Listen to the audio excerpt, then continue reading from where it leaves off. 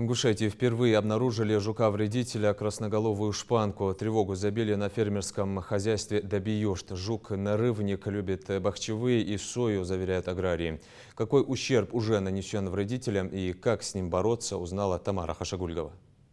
Незваного гостя, красноголовую шпанку, в СПК «Добиюрт» заметили в конце июня. Работники как раз вели борьбу с мышами, истреблявшими их посевы. Как на глаза попался жук с ярко-красной головой и темным туловищем, который позарился на сою. Как только аграрии поняли, с кем имеют дело, начали усиленную борьбу, чтобы сохранить будущий урожай.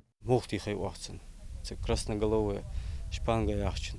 100% результат реакции такие сразу в течение 10 минут.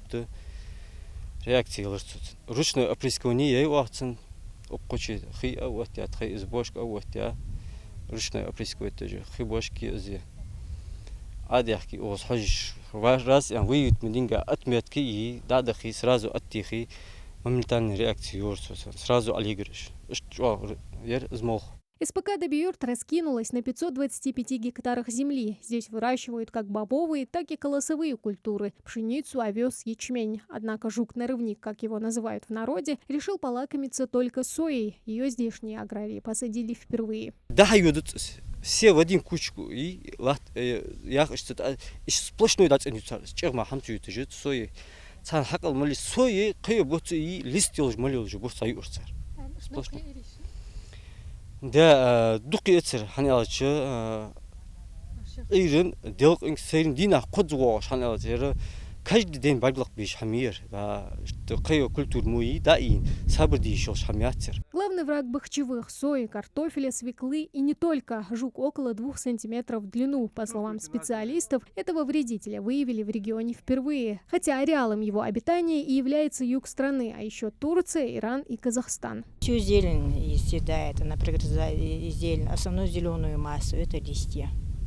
Заселяется она, основной период заселения у нее с мая по август. Сейчас мы в августе, как такового массового ее не видно. Он опасен для животных и для людей даже.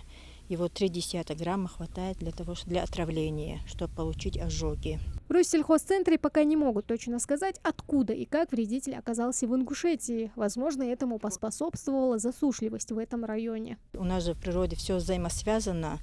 Личинка данного вредителя, имага, она ищет себе место обитания, именно она ищет кубышку саранчевых. А заселенность саранчевых последние 2 года у нас возросла. Возможно, в поисках пищи, вот она нашла себе кубышку у нас в республике, там хорошо она пропиталась, питается этими кубышками, потом пошло отрождение и распространение. Но я отмечу, это, возможно, одна из причин. Специалисты советуют начать бороться со шпанкой гораздо раньше, чем она обоснуется в поле или на садовом участке. Поздней осенью или ранней весной необходимо перепахивать землю, потому что вредитель в это время находится в спячке в почве. Меры борьбы против данного вредителя – это агротехнические меры борьбы, это уничтожение сорно-полевой растительности. Если обнаружили на небольших участках, то можно механические меры борьбы можно применять, вручную сбор данного жука. Но для меры предосторожности, так как можно получить ожог от них, яд получить, в перчатках желательно.